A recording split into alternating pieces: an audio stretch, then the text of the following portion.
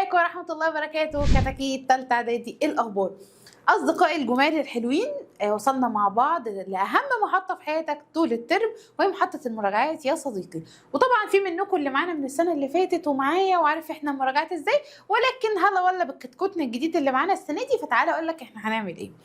مبدئيا عشان حضرتك عارفة ان انت بتقعد تزهق وتشغل الفيديوهات على اكس 2، تمام؟ فاحنا قررنا ان احنا نفصل لك البلد بلدين، بمعنى ان انت هينزل لك فروع اللغه العربيه لكل فرع فيديوهين، فيديو شرح لامم الفرع كله، هنعيد لك الفرع من اوله لاخره هنشرحه مع بعض، وفيديو تاني للاسئله. طيب فيديو الشرح احنا هنشرح كل فرع على حده، يعني النهارده مثلا احنا هنبدا بالقراءه، واحنا عندنا 4 دروس قراءه، فحضرتك هتقعد تسمع معايا 4 دروس قراءه. طيب اللي بعد كده هينزل لك فيديو لامم، مش بقى الاسئله المهمه، لا يا حماده، احنا هنعاملك على ان انت ما بتعرفش تعمل اي حاجه في القراءه، فهجمع لك كل الاسئله اللي في كل المحافظات واسئله التقييمات كمان هحطها لك معانا. فهتلاقي كل درس هنبدا الاول باسئله التقييمات اللي في الدرس، بعد كده باسئله المحافظات والامتحانات. خلصت كده يبقى الفرع ده خلص، ندخل على اللي بعده وهكذا لحد ما نوصل للمرحله الاخيره وهي مرحله الامتحانات.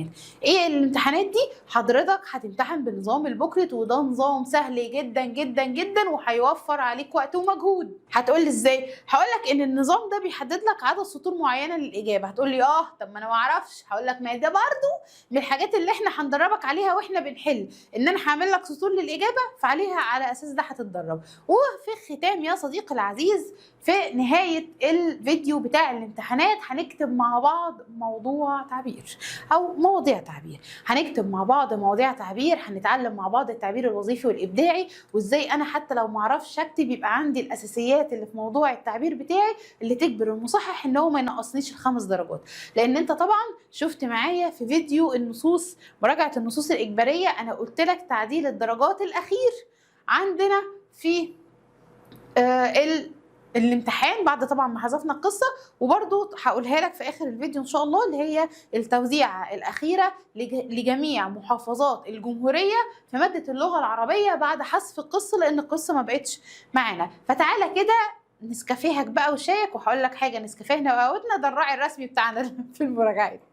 فتعالى نبدا مع بعض كده بدايه قويه ونقول بسم الله الرحمن الرحيم وبه نستعين، ويلا بينا نشوف القراءه بتاعتنا بتقول ايه. بسم الله كده. مبدئيا عدد درجات فقرة القراءة المنهجية، ويقصد هنا بالقراءة المنهجية اللي هي قراءة المنهج، فقرة القراءة المنهجية بقى عليها 6 درجات. يعني أنا في بعض المحافظات بتجيب لي فقرتين قراءة بختار منهم واحد، وفي اللي بتجيب لي قراءة فقرة معينة وانا بجاوب عليها. لا، فاحنا هنتعامل ان احنا هنذاكر ال4 دروس، سواء قصة أثر، سواء سميرة موسى او برايل او زراعة الفضاء، ان احنا هو هيجيب لنا فقره واحده بس، ما ينفعش ادخل مذاكر 3 وواحده موقعه، لا ما نضمنش. فالقراءه المنهجيه في اختبار نهايه الترم باذن الله عليها 6 درجات. تعالى نبدا مع بعض كده باول درس من دروس المنهج، وهو قصه اثر. قصه اثر يا صديقي العزيز هي بتتكلم عن موضوعين اثريين موجودين، واحد في القاهره وواحد في الاسكندريه هنا عندنا. طيب اللي في القاهره وهي الكنيسه المعلقه. كل موقع أثري من الموقعين دول احنا بندرس فيه متى أقيم ومن أقامه، مكانه فين، مواضع التجديد بتاعته، وليه احنا يعني موليين والاهتمام الشديد ده. فتعالى نبدأ مع بعض. مهم جدا جدا ان حضرتك تقرأ فقرة او درس القراءة من سواء الكتاب الخارجي او كتاب المدرسة لو انت بتبص فيه. يعني هتقول لي ليه ما احفظ سؤال باجابه؟ لان وضع الامتحان وده بيجي لنا في شكل نموذج الاجابه. انا بكلمك من واقع ان انا مدرسه في مدرسه، شكل نموذج الاجابه كده بيجيبه لنا زي ما هو موجود في نص الكتاب المدرسي. فلو جالك سؤال ما بين السطور، وهتشوف اسئله كتيره جدا جدا هتنبهر بيها ما بين السطور في فيديو الاسئله، هتتصدم حرفيا. انت هتقول ايه ده غير الاسئله اللي موجوده في الكتاب الخارجي. فساعتها هنطلع نقول ان الامتحان صعب وليه بتعملوا فينا كده، فهيجي يقول لك لا والله يا فندم احنا اسفين، السؤال ده اجابته السطر الفلاني في الفقره الفلانيه في الكتاب المدرسي.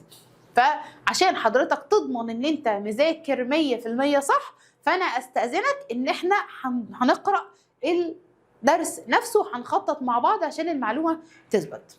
احنا بنتكلم عن اثرين. الاثر الاول وهو الكنيسه المعلقه. فهنا بيقول لي تقع الكنيسة المعلقة في حي مصر القديمة. يبقى مكان الكنيسة المعلقة فين؟ في حي مصر القديمة، وهي على مقربة من جامع عمرو بن العاص، يعني في حي مصر القديمة بجوار جامع عمرو بن العاص. هنا وبيقول لي هي مش لازقة فيه، هي على مقربة يعني قريبة منه. طيب هنا بيجي لي سؤال، ما دلالة قرب الكنيسة المعلقة من جامع عمرو بن العاص يدل على الوحدة الوطنية والتعاون والمشاركة بين عنصري الأمة المسلمين والمسيحيين. يبقى أول حاجة تقع الكنيسة المعلقة في حي مصر القديمة وهي على مقربة من جامع عمرو بن العاص. ردد معايا عشان تطلع من الفيديو حافظ ومذاكر.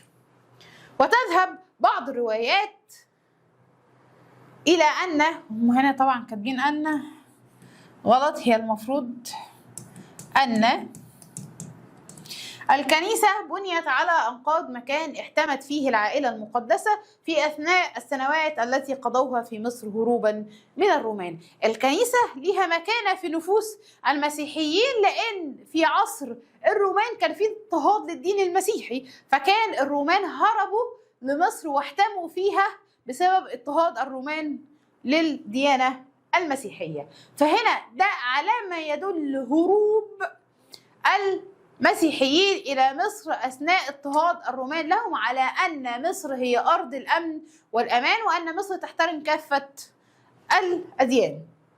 يبقى احنا في أول فقرة هنا عرفنا أن الكنيسة المعلقة تقع في حي مصر القديمة وهي على مقربة من جامع عمرو بن العاص، وتذهب الروايات إلى أنها بنيت على أنقاض مكان احتمت فيه العائلة المقدسة هروبا من الرومان في السنوات التي قضوها في مصر. وأنا عندي هنا سؤالين، واحد قرب الكنيسة المعلقة من جامع عمرو بن العاص يدل على ترابط والوحدة بين عنصري الأمة، وهروب المسيحيين إلى مصر في عهد الرومان يدل على أن مصر هي أرض الأمن والأمان. طبعا هنا تقع معناها توجد، وخد بالك مرادف بتاعها مقربة قرب وعكسها بعد. الروايات الحكايات والأخبار، والمفرد الرواية. احتمت يعني لجأت وتحصنت، وعكسها هربت. قضوها يعني عاشوها وأمضوها. حي مصر القديم اللي هو أحد الأحياء في القاهرة. تذهب يعني تميل وتتجه. أنقاض اللي هو الهدم ومفردها نقد. العائلة المقدسة، معنى المقدسة اللي هي المطهرة، والمقصود بالعائلة المقدسة اللي هي عائلة السيدة مريم العذراء والسيد المسيح عليه السلام. طيب كده أنا عرفت هي اتبنت فين وجنب مين وايه، والروايات او الحكايات والاخبار اللي تناقلتها الاجيال كانت بتتكلم عن ايه. طيب ما اكيد الكنيسه دي بناء، والبناء على مر العصور كان بيقع في حاجات تقع منه، يبقى محتاج تجديد، طلاء جديد. الحاجات دي مين الخلفاء اللي قاموا بتجديدها؟ وقد جددت الكنيسه عده مرات. يبقى الكنيسه هنا جددت عده مرات. في عهد الخليفه العباسي هارون الرشيد تم تجديدها، ثم جددت مرة أخرى في عهد الخليفة العزيز بالله الفاطمي. وهنا ركز بسبب نقطتين. النقطة الأولى إن ممكن يقول لك من الخليفة العباسي الذي قام بتجديد الكنيسة المعلقة، فنركز الوحيد اللي ذكر هو كان في عصر إيه؟ هو هارون الرشيد اللي هو الخليفة العباسي، فما ينفعش أكتب العزيز بالله الفاطمي. يبقى لو قال لي عباسي هقول هارون الرشيد. سابها لي مفتوحة وقال لك في عهد من تم تجديد الكنيسة المعلقة، فهقول في عهد الخليفة العباسي هارون الرشيد والعزيز بالله الفاطمي. طب على ما يدل تجديد الكنيسة المعلقة في عهد الخلفاء المسلمين؟ يدل على احترام الإسلام لكافة الديانات الأخرى، وعلى الوحدة طبعا بين عنصري الأمة. وقد تم إطلاق اسم المعلقة على الكنيسة. ليه؟ لماذا سميت الكنيسة المعلقة بهذا الاسم؟ واحنا أطلقنا عليها الاسم ده ليه؟ لأنها بنيت على برجين من الأبراج القديمة للحصن الروماني حصن بابليون. يبقى لماذا سميت الكنيسة المعلقة بهذا الاسم؟ لأنها بنيت على برجين من الأبراج القديمة للحصن الروماني حصن بابليون.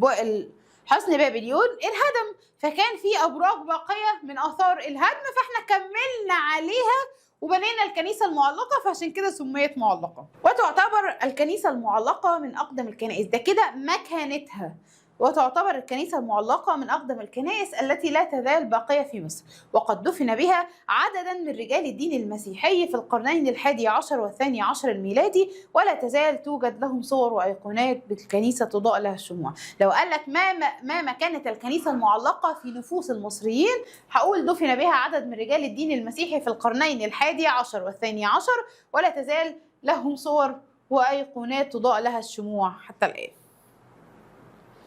يبقى احنا قبل ما ندخل في قلعة قايتباي يبقى نقول الكنيسة المعلقة تقع في حي مصر القديمة، وهي على مقربة من جامع عمرو بن العاص، وهذا يدل على الوحدة الوطنية بين عنصري الأمة. وتذهب بعض الروايات أنها قد احتمت بها العائلة المقدسة في السنوات التي قضوها في مصر هروبا من الرومان، وده بيدل على أن مصر أرض الأمن والأمان وبتحترم الديانات الأخرى. وقد جددت الكنيسة المعلقة في عهد خليفين، الخليفة العباسي هارون الرشيد والخليفة العزيز بالله الفاطمي. وهنا ممكن يقول لك ما دلالة تجديد الخلفاء المسلمين للكنيسة أو في عهدهم للكنيسة؟ تدل على أن الإسلام يحترم كافة الديانات الأخرى. وسميت الكنيسة بالمعلقة لأنها بنيت على أنقاض برجين من أبراج حصن بابليون القديم. وللكنيسة المعلقة مكانة كبيرة، فإنها قد دفن بها عدد من رجال الدين المسيحي في القرنين الثاني عشر والحادي عشر الميلادي، ولا تزال لهم صور وأيقونات تضاء لها الشموع. يبقى أنا عندي مكانة، تجديد، تمام؟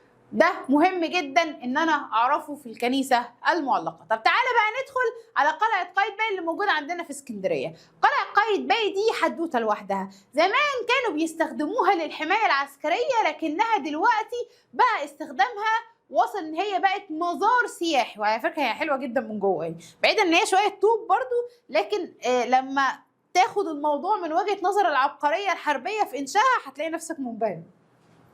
بنيت هذه القلعة في عهد السلطان قايتباي. يبقى مين اللي بناها؟ السلطان قايتباي، وده سلطان مملوكي. مكان منار الاسكندرية القديم في أثناء العصر المملوكي.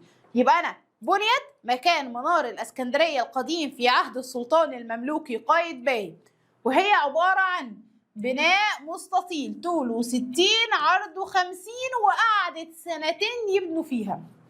يبقى بناء مستطيل طوله 60 عرضه 50، واستغرق بناؤها عامين من تاريخ طبعا الإنشاء. يبقى العهد هو الفترة أو الزمن وجمعها عهود وعهاد. الحصن المكان اللي بيحتمى فيه وجمعها حصون وأحصان وحصنة.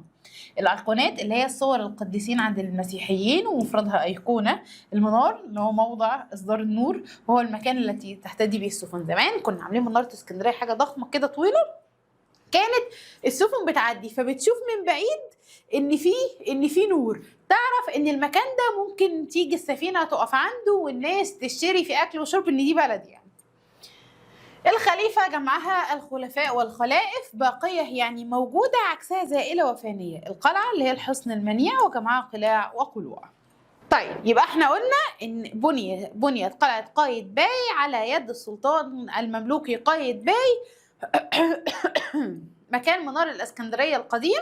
وعندي احنا قلنا طولها 60 وعرضها 50، واخدت سنتين في البناء. طيب مظاهر الاهتمام بالقلعه، مين هم السلطان والمماليك اللي اهتموا بالقلعه؟ والاهتمام هنا احب اقول لك ان هو كله اهتمام عسكري بحت. ولأن القلعة تعد من أهم القلاع على ساحل البحر الأبيض المتوسط، فقد اهتم بها سلاطين وحكام مصر على مر العصور التاريخية. ففي العصر المملوكي اهتم السلطان قنصوة الغوري بالقلعة اهتماما شديدا، وزاد من قوة حاميتها وشحنها بالسلاح والعتاد. يبقى أول واحد قنصوة الغوري. يبقى قنصوة الغوري عمل ايه؟ شحنها بالسلاح والعتاد وزاد من قوة حاميتها. تاني، شحنها بالسلاح والعتاد وزاد من قوة حاميتها. وقد استخدمها العثمانيون، ادي تاني ناس، هذه القلعة لحمايتهم، فجعلوا بها طوائف من الجند والمشاة والفرسان. يبقى انا عندي قنصوة الغوري شحنها بالسلاح والعتاد وزاد من قوة الحامية. العثمانيون اتخذوها لحمايتهم فجعلوا بها طوائف من الجند والمشاة والفرسان والمدفعية.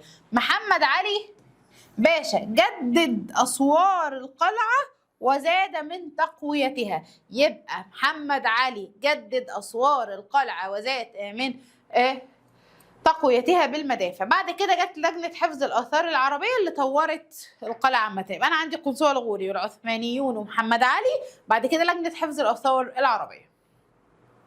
تعالى بقى ندخل في الوصف نفسه. احنا قلنا عاوز ان هي بناء مستطيل، طوله 60 وعرضه 50. تعالى ندخل بقى نتحشر مع القلعة جوه.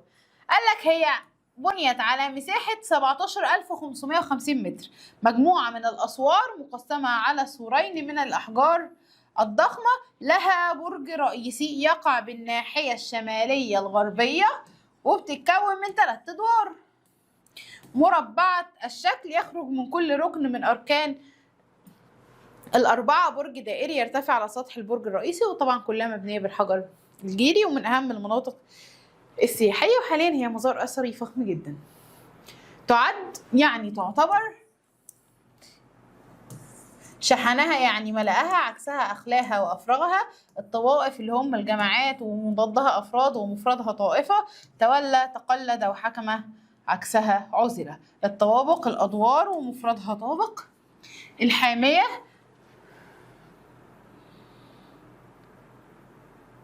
هم هنا المفروض دي الخليفة، معلش يا شباب. العتاد اللي هو عدة الحرب من أسلحة وغيرها، وجمعها أعتدة وأعتد وعدد. العديد اللي هو الكثير وعكسها القليل، يرتادها يعني يزورها ويأتيها. مناظر الشباب اللي بيكتبوا عشان عادي احنا كلنا بنغلط يعني. تعال نشوف بقى الأسئلة. أين تقع الكنيسة المعلقة؟ في حي مصر القديمة بالقرب من جامع عمرو بن العاص. ما دلالة وجود الكنيسة المعلقة بالقرب من جامع عمرو بن العاص؟ يدل على الوحدة الوطنية والترابط والتسامح بين عنصري الأمة مسلمين ومسيحيين. ما الذي تذهب إليه بعض الروايات عن الكنيسة المعلقة؟ أنها بنيت على أنقاض مكان احتمت فيه العائلة المقدسة أثناء السنوات التي قضوها في مصر هروبا من الرومان. في عهد من جددت الكنيسة المعلقة؟ قلنا 2، الخليفة العباسي هارون الرشيد والعزيز بالله الفاطمي، وده بيدل على سماحة الدين الإسلامي واحترامه لأصحاب الديانات الأخرى. لماذا أطلق على الكنيسة المعلقة هذا الاسم؟ لأنها بنيت على برجين من أبراج الحصن الروماني، حصن بابليون القديم.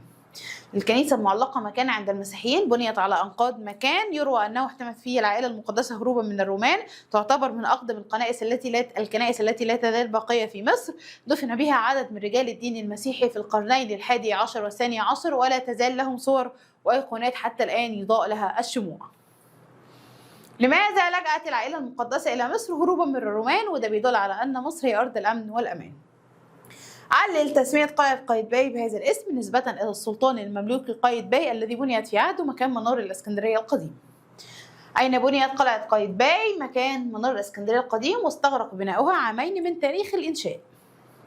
لماذا اهتم سلاطين وحكام مصر بقلعة قايتباي؟ لأنها من أهم القلاع على ساحل البحر المتوسط. ما مظاهر اهتمام السلاطين والحكام بقلعة قايتباي؟ قنصوة الغوري احنا قلنا، والعثمانيون ومحمد علي. قنصوة الغوري زاد من قوة جيشها وشحنها بالسلاح. العثمانيون استخدموها لحمايتهم وجعلوا بها طوائف من الجند والمشاة والفرسان. محمد علي قام بتجديد أسوار القلعة وتزويدها بالمدافع. ما الدور الذي قامت به لجنة حفظ الآثار العربية؟ أجرت العديد من الإصلاحات والتجديدات في أسوار وطوابق القلعة. صف قلعة قايتباي: مجموعة من الأسوار مقسمة على سورين من الأحجار الضخمة، مساحتها 17550 متر، لها برج رئيسي يقع بالناحية الشمالية الغربية، تتكون من 3 طوابق مربعة الشكل، يخرج من كل ركن من أركانها ال4 برج دائري يرتفع على سطح البرج الرئيسي. دلل على مكانة قلعة قايتباي يأتي لزيارتها السائحون من مختلف بلدان العالم. يتسم المجتمع المصري بالتسامح لأن الكنيسة المعلقة تقع على مقربة من جامع عمرو بن العاص. مصر بلد الأمن والأمان، دل العزالة، فقد احتمت بها العائلة المقدسة في السنوات التي قضوها في مصر هروبا من حكم الرومان.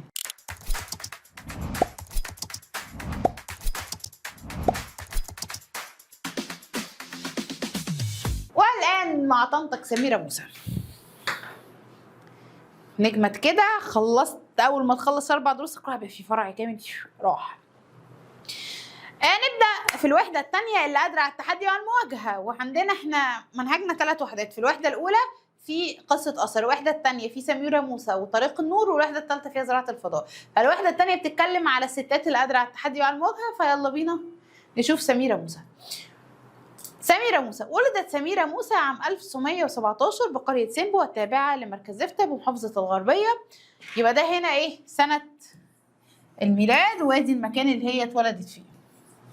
وتلقت تعليمها الأولي بكتاب القرية، حيث أتمت حفظ القرآن الكريم، وظهر نبوغها في المدرسة الأولية بالقرية، وبدأ حبها الشديد للعلم والمعرفة ورغبتها في الكشف عن الغامض. يعني إيه؟ إحنا هنتكلم عن إحدى السيدات اللي عرفت قيمة العلم، وأثبتت أن المرأة المصرية تقدر أن هي يكون ليها دور عظيم جدا جدا في المجتمع. مش بس كده، كمان أثبتت أن المرأة المصرية قادرة على أن هي تنشر العلم وتطلع تدافع عن وطنها زيها زي الرجل عادي جدا جدا. فاحنا نقدر نستخدم سميرة موسى في التعبير قصة حياتها كمثيل للمرأة المصرية القادرة على مواجهة التحديات وإثبات نفسها داخل مصر وخارج مصر. فهنبدأ نتكلم عنها على مراحل تعليمها المختلف. طب ليه؟ لأن زمان ما كانش الطبيعي إن البنت تكمل تعليمها، والجامدة بتوصل للإعدادية وخلاص وبتقعد على كده لحد ثالثة إعدادي. ففي عز ما كان أصلا التعليم ده شيء مريب جدا جدا عن البنات، قدرت سميرة موسى إن هي تكسر القاعدة دي، لا وكمان تعمل انتوا مننا علينا عادي، ده المج مش حوار يعني. وكمان تعمل ماجستير ودكتوراه وتسافر بره مصر وتدافع عن قضية حق الوطن في إيجاد علاج لمرض السرطان. فتعالوا نشوف قصة حياتها. احنا قلنا ان هي اتولدت سنة 1917 في قرية اسمها سيمبو تابعة لمركز زفتة بمحافظة الغربية. التعليم الأول دايما اللي هو المرحلة الابتدائية للطالب بيكون في كتاب القرية، بيعلموه القراية والكتابة ويحفظوه القرآن الكريم. والله لو هو ذكر فهو بيكمل مراحل تعليمه إلى أن يشاء الله. لو هي أنثى فهي بتفضل في بيت أهلها تتعلم بقى اللي هي أساسيات الطبخ والحاجات دي لحد ما يجي لها ابن الحلال يعني. فدي كانت بنت ان هي شخصيه عظيمه جدا جدا، وان هي بنت شاطره قوي قوي قوي وعندها حب كده ورغبه في التعلم، فكانت مختلفه عن غيرها من البنات. وادركت سميره موسى ان العلم هو الهدف والرساله والحياه. فهيجي هنا في سؤال دايما مشهور قوي بيقول لك ايه؟ ما الذي ادركته سميره موسى وما الذي ترتب عليه؟ هي ادركت ان العلم هو الهدف والرساله والحياه، فنتج عن كده ايه؟ انها اتخذت قرارها مبكرا بان العلم اولى من كل شيء واي شيء. فاتخذت قرارها مبكرا بأن العلم هو أولى من كل شيء وأي شيء. ثم انتقلت سميرة موسى مع أسرتها إلى القاهرة، حيث أتمت تعليمها الثانوي وأصرت على دخول الجامعة، وأمام إصرارها وافق والدها. أصلا ما كانش يعني نقطة إن هي تسافر تكمل تعليمها الثانوي في القاهرة، ده أوبشن جامد قوي وقتها. فخلاص هي نجحت في الثانوي وجابت مجموع كبير وقتها، وكان عندها فرصه ان هي تدخل كليه العلوم جامعه القاهره. ففضلت تزن على باباها: يا حاج يا حاج يا حاج يا حاج يا حاج يا حاج يا حاج يا حاج يا حاج، لحد ما باباها قصاد الحاحه بقى وعماله هي بقى تتحايل عليه يقول لها ربنا يبارك لك، هغسل لك المواعين كل يوم. قصاد بقى الحاح الشديد ده راح باباها وافق ان هي تدخل الجامعه، فدخلت كليه العلوم جامعه القاهره. من هنا بقى هيبدا الاكشن كله. تلقت هنا معناها اخذت وتلقنت، أتمت يعني أكملت الأولوية اللي هي الأولية عذرا اللي هي الابتدائية. رغبتها يعني حرصها على، وعكسها زهدها ورغبتها عن. أدركت فهمت وعرفت وعكسها جهلت. أصرت يعني عزمت وثبتت وعكسها تهاونت وتراجعت. الكتاب اللي هو مكان لتعليم الصغار القراءة والكتابة، وجماعة الكتاتيب. النبوغة اللي هو مراعاتها وإجادتها وتفوقها وعكسها تأخرها. بدا ظهر وعكسها اختفى. الغوامض اللي هي الأمور الخفية ومفردها الغامض، أولى يعني أحق وأهم. نبدأ بقى الأكشن. كلية علوم 4 سنين. طلعت الأولى على دفعتها في ال4 سنين، وعملت ماجستير وجابت أعلى مجموع وتقدير في الماجستير، لدرجة إن جالها منحة تدخل بيها في إنجلترا تعمل بيها الدكتوراه. الدكتوراه بتقعد في التعمل في 2 24 شهر. هي ضغطت المواد وذاكرت وعكفت على المذاكرة فعملتها في 17 شهر. لا بأمانة جينيوس يعني. التحقت سميرة موسى بكلية العلوم جامعة القاهرة، فكانت الأولى في جميع سنوات الدراسة، ثم حصلت على درجة الماجستير. وبعدها غادرت سميرة موسى مصر إلى إنجلترا في بعثة علمية للحصول على الدكتوراه، ثم حصلت عليها في مدة 17 شهرا فقط.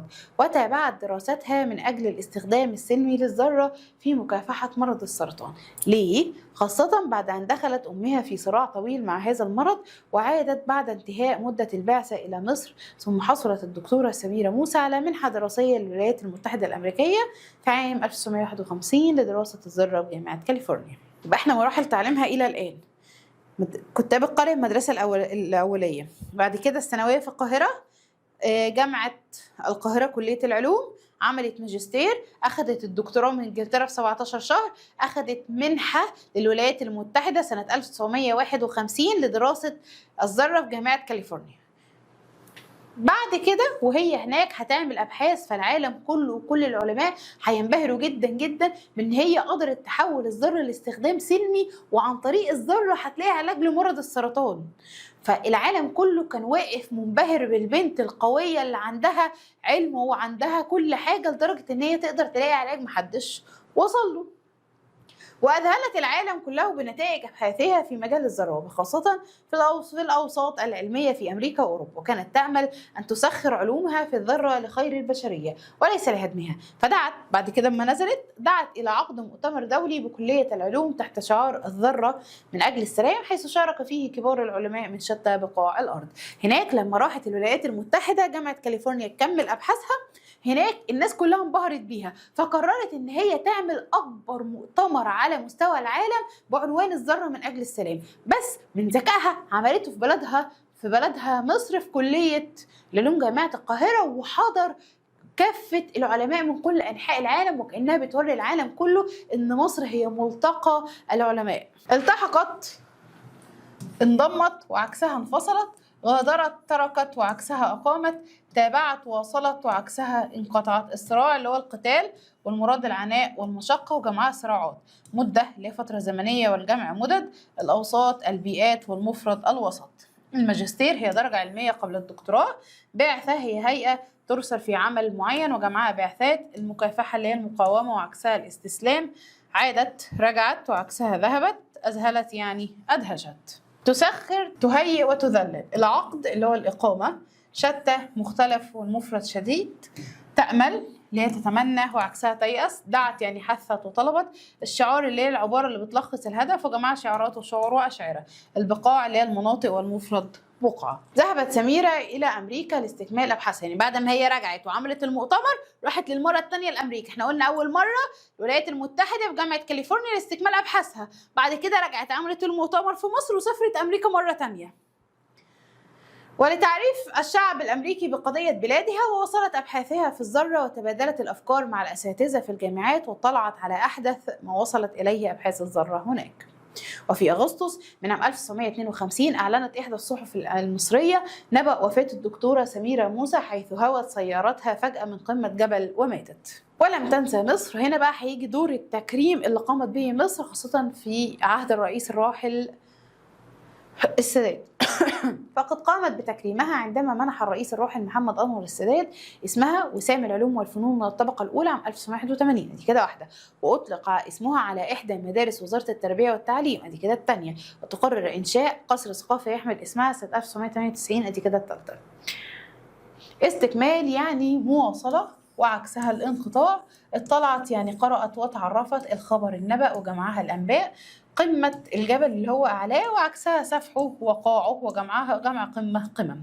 الوسام اللي هو ما يعلق على الصدر لمن أحسن عمل مكافأة له، وجمعها الأوسمة. تبادلت يعني تناقلت. الصحف اللي هي الجرائد، والمفرد صحيفة. هوت يعني سقطت. منحة يعني أعطى، وعكسها حرم ومنع.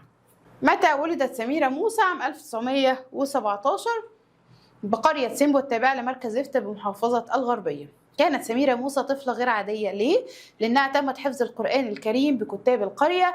ظهر نبوغها في المدرسة الأولية بالقرية. تميزت بحبها الشديد للعلم والمعرفة، ورغبتها في الكشف عن الغوامض. ماذا أدرك سميرة موسى منذ صغرها؟ أن العلم هو الهدف والرسالة والحياة، ونتج على كده قرار بأن العلم هو أولى من كل شيء وأي شيء. كان لوالد سميرة موسى دور في مشوارها العلمي، حيث وافق والدها على قرارها عندما أصرت على دخول الجامعة. اذكر مظاهر تفوق سميرة موسى: حصلت على المركز الأول في جميع السنوات الدراسية، وعملت ماجستير. بعد كده حصلت على الدكتوراه من إنجلترا في 17 شهر، وأخذت منحة دراسية للولايات المتحدة الأمريكية لدراسة الذرة بجامعة كاليفورنيا. الإنسان عنده برد والخير وجعان. بل المجال الذي تابعت فيه سميرة موسى دراستها الاستخدام السلمي للذرة في مكافحة مرض السرطان. ولماذا؟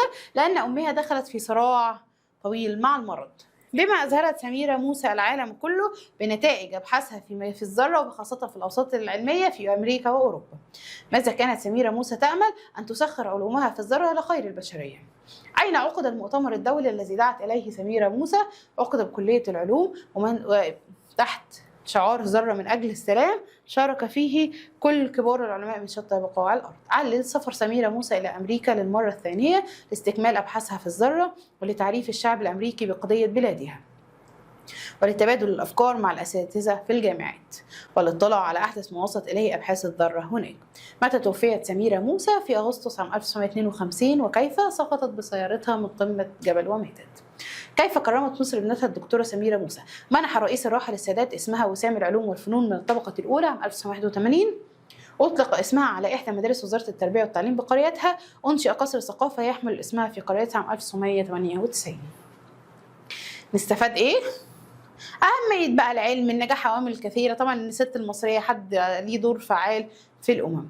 التعليم في الصغر كالنقش على الحجر. سميرة موسى لما التحقت بكتاب القرية في سن مبكرة استطاعت بكل سهولة أن تلقى تعليمها الأولي القرآن، فغرس بداخلها القرآن حب العلم والمعرفة والرغبة في الكشف عن الغوامض، وأدركت وقتها أن العلم هو الهدف والرسالة والحياة. رأيك في تعليم المرأة؟ لا غنى عنه لتصبح عضوا فعالا في المجتمع، كما أن المرأة المتعلمة هي الأقدر على أن تفرق بين السيء والحسن وتكمل تربية أبنائها. ضربت سميرة موسى المثل الأروع في ضرورة تعليم المرأة، لأنها أخذت قرارها بأن العلم هو الهدف والرسالة والحياة، وأصرت على استكمال دراستها ودخلت الجامعة وتفوقت فيها، وتابعت دراستها من أجل الاستخدام السلمي للذرة. علل دراستك شخصيات مصرية مهمة، لأن أتعلم منهم وأقتدي بهم وأسير على نهجهم، وتحلوا بما تحلوا به من الصبر على طلب العلم. طبعا ايه رايك في هجرة العقول المصرية؟ لا طبعا ما ينفعش. ارى انه لابد من بقاء العقول المصرية داخل بناء بلدنا مصر، ليفيدوا طبعا الوطن بكل ما اوتوا من علم والارتقاء به، ده في حالة ان احنا وفرنا لهم يعني اللي هم محتاجينه، وده عن طريق توفير كافة الوسائل والسبل العقول المصرية داخل الوطن، وتهيئة كافة المتطلبات التي من الممكن ان تساعدهم على المزيد من الابداع والابتكار. ناقش معياري حاجة مصر التقدم العلمي. طبعا لأن العلم هو أساس التقدم، وكل الدول بتسعى للإفادة من التقدم العلمي لتلحق برقبة الدول المتقدمة، وده هيحصل من خلال جهود أبناء مصر في الإعلام من شأنها. اذكر الصفات التي يجب أن يتمسك بها طالب العلم: حب العلم والمعرفة، رغبة في الكشف عن الغوامض، العزيمة والإصرار. العلم سلاح ذو حدين، ممكن يستخدم لخير البشرية أو لهدم البشرية. لخيرها زي الاستخدام السلمي للذرة، والهدم البشرية زي استخدامها في صنع القنابل.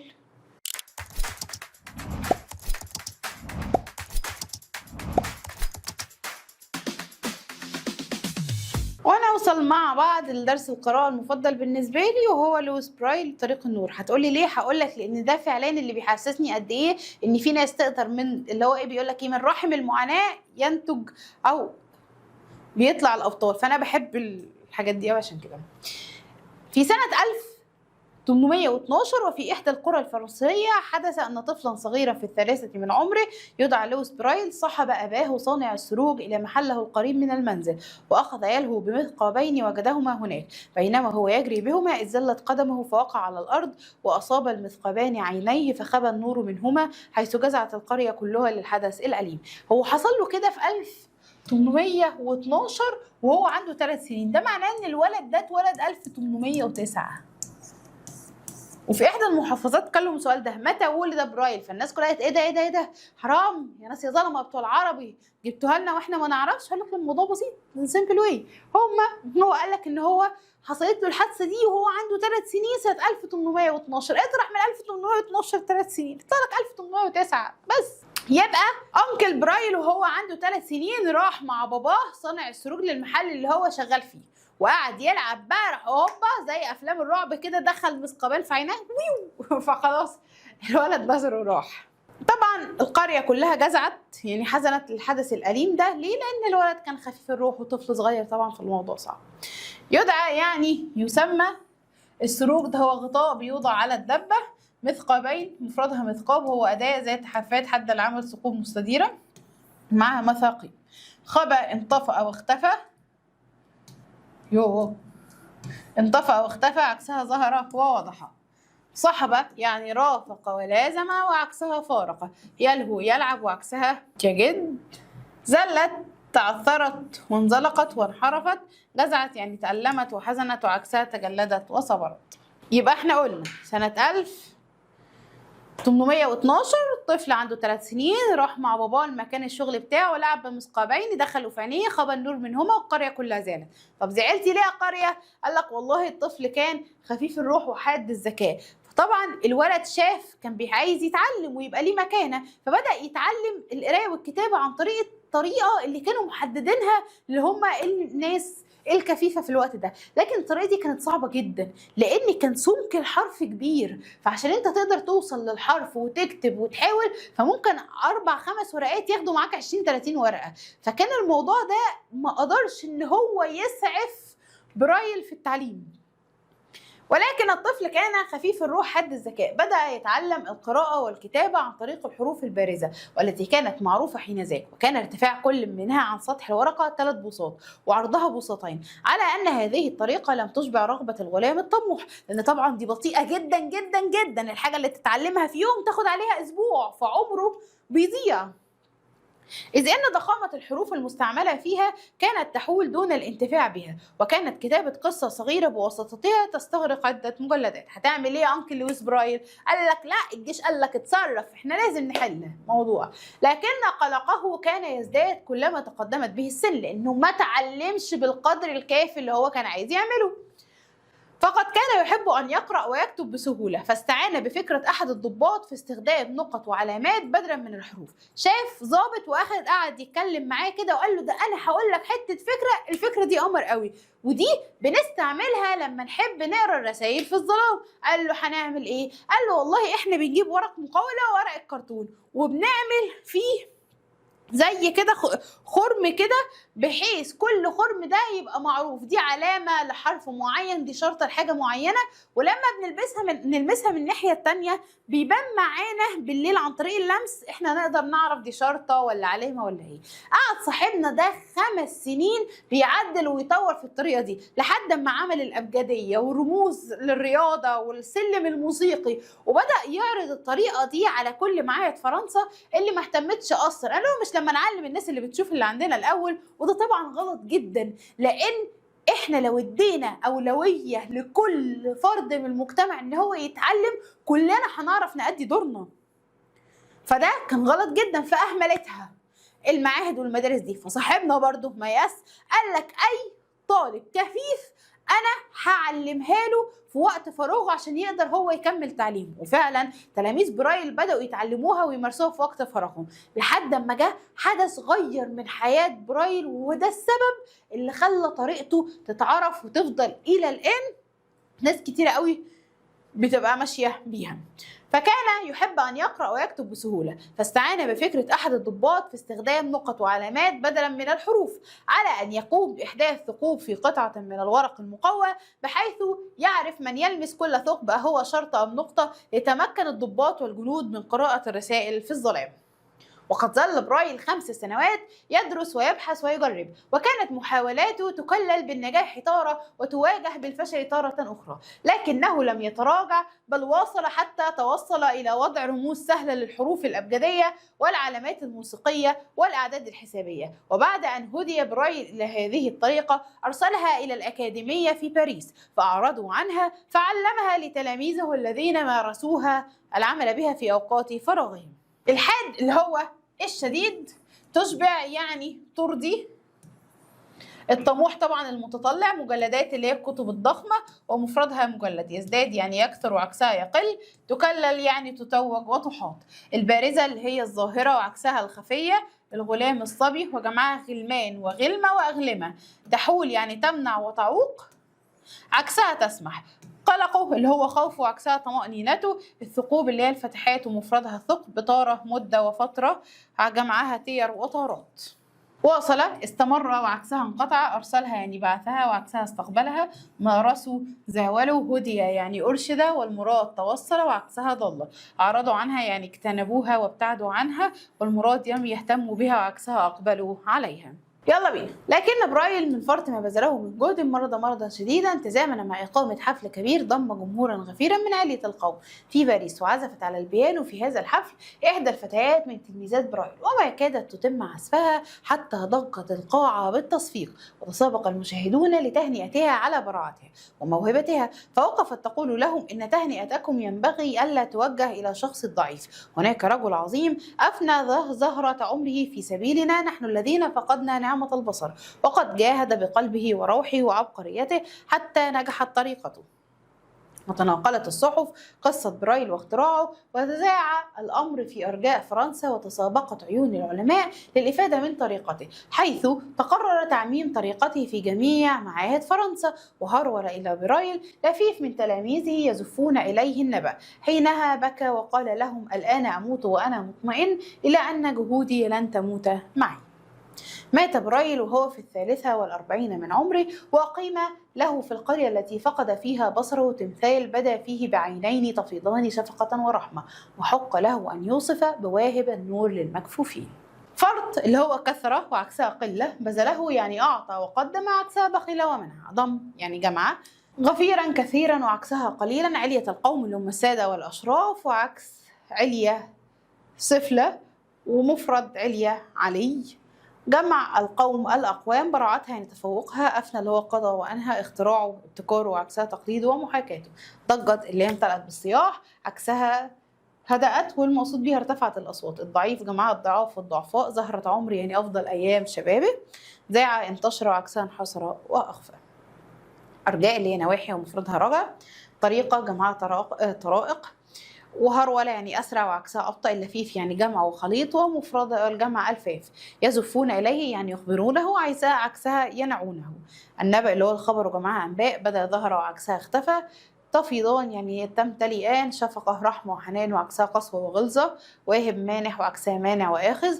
المكفوفين اللي هم فاقدي البصر وعكسها المبصرين ومفردها المكفوف. أين كان يعيش برايل؟ في إحدى القرى الفرنسية. متى فقد برايل بصره؟ 1812 في 3 من عمره. إزاي؟ كان ذهب مع والده صاحب أباه صنع السروج إلى محل عمله، وكان يلعب بمثقبين في محل أبيه، وبينما هو يجري تعثرت قدمه وأصاب أحد المثقبين عيناه فخاب النور منهما. وضح موقف القرية من إصابة الطفل، جزعت القرية كلها لهذا الحادث الأليم. ما الصفات التي ساعدت برايل على تجاوز محنته؟ كان خفيف الروح وحاد الذكاء والطموح والتحدي. كيف تعلم برايل القراءة والكتابة؟ عن طريق الحروف البارزة التي كانت معروفة في ذلك الوقت. علل: لم تشبع طريقة برايل الحروف البارزة لأن ضخامة الحروف المستعملة كانت تحول دون الانتفاع بها، وكانت كتابة قصة صغيرة يستغرق مجلدات كثيرة. لماذا كان قلق برايل يزداد كلما تقدمت به السن؟ لأنه كان يحب أن يقرأ ويكتب بسهولة، ولم تساعده طريقة الحروف البارزة في ذلك الوقت. كيف توصل برايل إلى طريقته؟ عن طريق استعانته بفكرة أحد الضباط في استخدام نقط وعلامات بدلا من الحروف، وذلك بإحداث ثقوب في الورق المقوى بحيث يعرف من يلمس كل ثقب هو شرطة أم نقطة، وبهذا يتمكن الضباط والجنود من قراءة الرسائل في الظلام. كيف أثبت برايل أنه لا يعرف اليأس؟ ظل 5 سنوات يدرس ويبحث ويجرب، وكانت محاولاته تكلل بالنجاح مرة وبالفشل مرة أخرى، لكنه لم يتراجع بالواصل حتى توصل إلى طريقته. هي دي يعني نحذف دي معلش، دي زيادة. ماذا تعرف عن طريقة برايل؟ هي عبارة عن رموز سهلة للحروف الأبجدية والعلامات الموسيقية والأعداد الحسابية. ماذا كان موقف الأكاديمية في باريس من طريقة برايل ولمن علمها؟ لم تهتم بها في البداية، ثم فعلمها لتلاميذه الذين مارسوها في أوقات فراغهم. كيف أفاد اختراع برايل المكفوفين؟ مكنهم من أن يقرأوا ويكتبوا بسهولة كالمبصر. لماذا صفق الجمهور لتلاميذ برايل وماذا قالت لهم؟ وعلى ما يدل ذلك لموهبتها وبراعتها في العزف على البيانو، قالت لهم: إن تهنئتكم ينبغي ألا توجه إلى شخص ضعيف، هناك رجل عظيم أفنى زهرة عمره في سبيلنا، نحن الذين فقدنا نعمة البصر، وقد جاهد بقلبه وروحه وعبقريته حتى نجحت طريقته. ده بيدل على اعترافها بالجميل. دلل على نجاح طريقة برايل تمكن تلميذه من العزف على البيانو ببراعة، وتناقلت الصحف قصة برايل واختراعه، وانتشر الأمر في فرنسا، وتسابق العلماء للإفادة من طريقته، وتقرر تعميمها في جميع معاهد فرنسا. لماذا اطمأن برايل عندما علم بتعميم طريقته؟ لأنه أدرك أن جهوده لن تموت معه، فلن يضيع ما بذله من مجهود. كيف تم تكريم برايل؟ أقيم له تمثال في القرية التي فقد فيها بصره. بما وصف برايل؟ وهب النور للمكفوفين. ولماذا؟ لأنه جعل المكفوف يقرأ كالمبصر. تحدي الصعاب من صفات العباقرة دلل على ذلك. واجه لويس برايل عدة صعاب ومنها فقده لبصره، وطريقة الحروف البارزة القديمة لم تشبع رغبته في التعلم بسبب ضخامة الحروف المستعملة، إلا أنه لم يستسلم، فظل يدرس ويبحث ويجرب 5 سنوات حتى توصل إلى وضع رموز سهلة. بالتحدي والإصرار يتحقق النجاح. محاولات برايل تكرر بالنجاح تارة وبالفشل تارة أخرى، لكنه طبعا لم يستسلم. من حسن الخلق أن نرد الفضل لأهله، فنسبت تلميذة برايل ما توصلت إليه من تفوق ونجاح إلى أستاذها الذي أفنى زهرة شبابه وعمره في تعليم ومساعدة من فقدوا نعمة البصر. التسرع في الحكم طريق خاطئ، ده طبعا لأكاديميات البحث، حيث تسرعت الأكاديمية في باريس في الحكم على طريقة برايل ورفضتها أول مرة، ولكن بعد أن شاهدوا النجاح بتاع الطريقة دي فأسرعوا للاستفادة من طريقة برايل وقررت تعميمها في جميع معاهد فرنسا. دل على أن التفكير والإبداع ضمان الخلود. إن برايل ظل يدرس ويجرب 5 سنوات واستطاع تعليم طريقة تمكن المكفوف أن يتعلم كالمبصر، وطبعا دي اتعممت في كل جامعة فرنسا، وحتى الآن ما زالت دي الطريقة اللي بيتعلم بيها أي كفيف. ما النتائج المترتبة على رعاية ذوي الاحتياجات الخاصة؟ يصير ذوي الاحتياجات الخاصة من الأعضاء الفاعلين في مجتمعهم القادرين على القيام بدورهم، ومن ثم لا يشعرون بوجود تفرقة بينهم وبين الآخرين.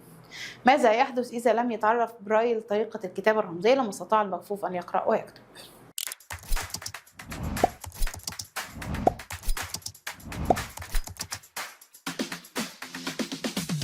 نوصل يا صديقي العزيز لآخر فقرة واخر درس معانا، وهو درس زراعه الفضاء في الوحده الثالثه.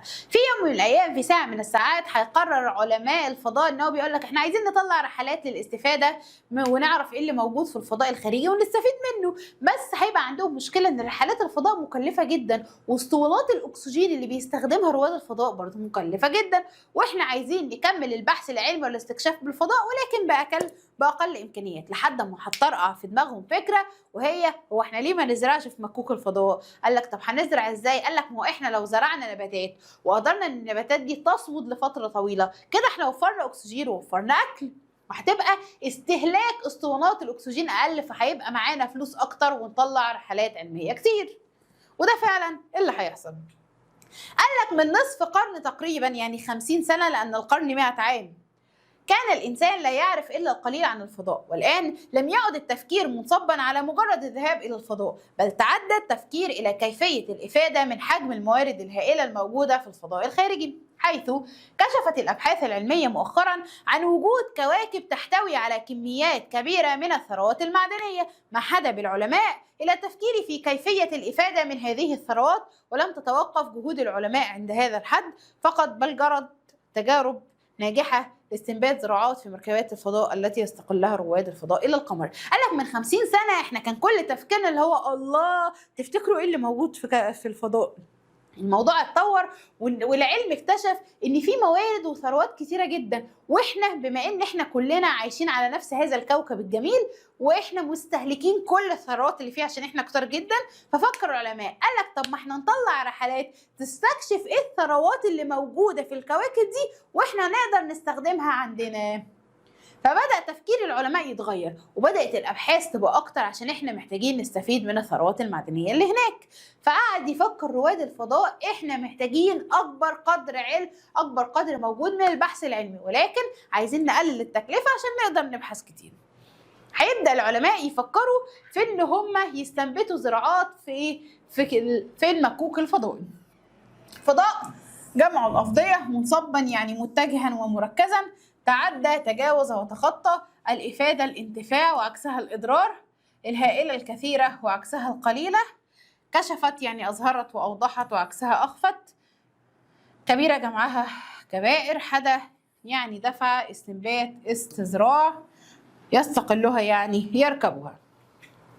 وفي سبيل الوصول إلى هذا الهدف قام بعض العلماء في مركز جونسون الفضائي منذ سنوات بوضع أحد خبراء الكيمياء في حجرة محكمة مربعة الشكل طول ضلعها 10 أمتار، وقد احتوت على مزرعة قمح صغيرة لا تتجاوز مساحتها 10 أمتار. قال لك لما نجرب، فقعدوا حطوه في أوضة وحطوا الأوضة دي مقفولة كويس قوي وحطوا فيها مزرعه قمح طولها 10 امتار، وقعدوا الراجل ده اسبوع. قال لك والله لو هو خرج بعد الاسبوع بصحه جيده يبقى هو اعتمد على الاكسجين اللي بتطلعه المزرعه بتاعه القمح. طب لو الموضوع نافع، طب ما احنا نقدر نعمل كده في مكوك الفضاء. وبعد اسبوع خرج الكيميائي من تلك الغرفه المفرغه من الهواء وهو في صحه جيده، فقد كان اعتماده في التنفس على غاز الاكسجين الذي افرزته المزرعه النباتيه الصغيره.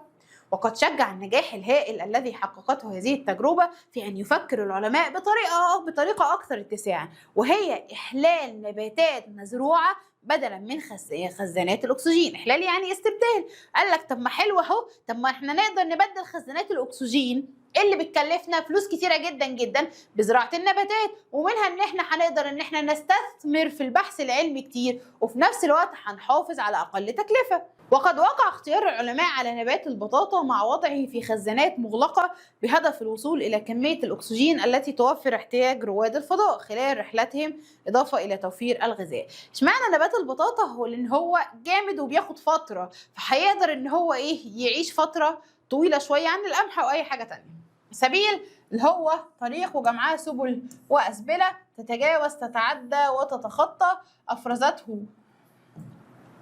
أخرجته وبعدين بقى وعكسها حبسته، الهائل اللي هو الكبير والعظيم. محكمة اللي هي مغلقة جيدا، المفرغة الخالية وعكسها المملوءة، شجع يعني حث وعكسها ثبت، إحلال يعني استبدال. وتكمن المشكلة في إنجاح مثل هذه الأبحاث في الوصول إلى مد الفترة الزمنية التي يمكن أن يمد بها هذه المزروعات رواد الفضاء من الغذاء والأكسجين، وبخاصة بعد أن طالت الفترات الزمنية التي يقضيها الرواد في الفضاء. وسيكون لتقنيات الهندسة الوراثية والتي بلغت مراحل متطورة في المجال الزراعي دور فعال في حل المشاكل المتوقعة في هذا المجال الحيوي.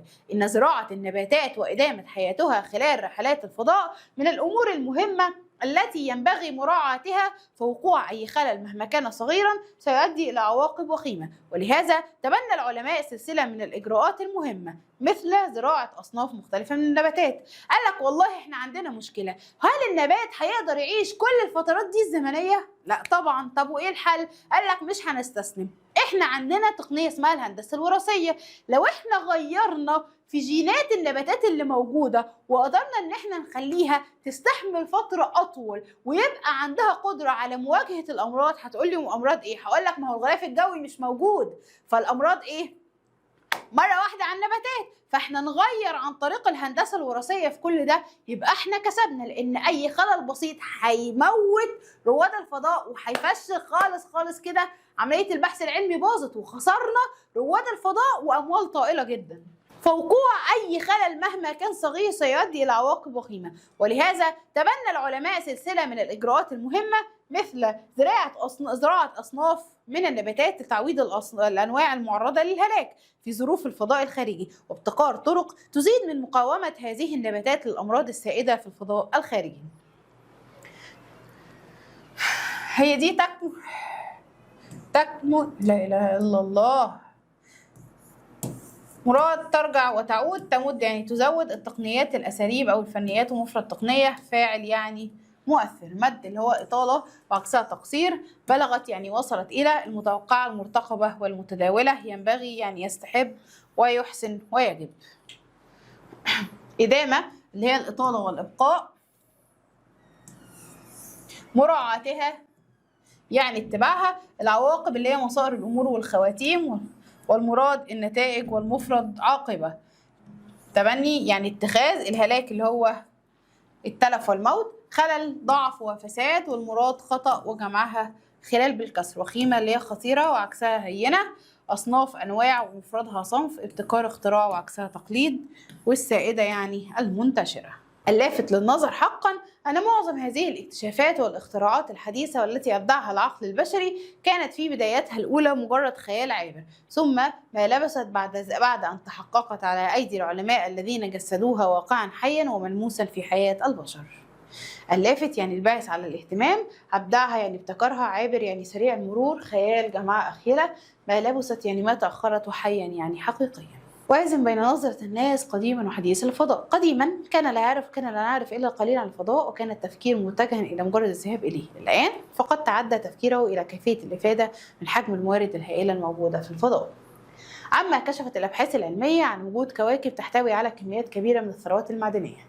ما التجربة التي قام بها العلماء؟ وضعوا أحد خبراء الكيمياء في حجرة مغلقة جيدا بها مزرعة قمح صغيرة، وبما انتهت بخروج الكيميائي بعد أسبوع في صحة جيدة، لأنه اعتمد في تنفسه على الأكسجين الذي أفرزته المزرعة النباتية.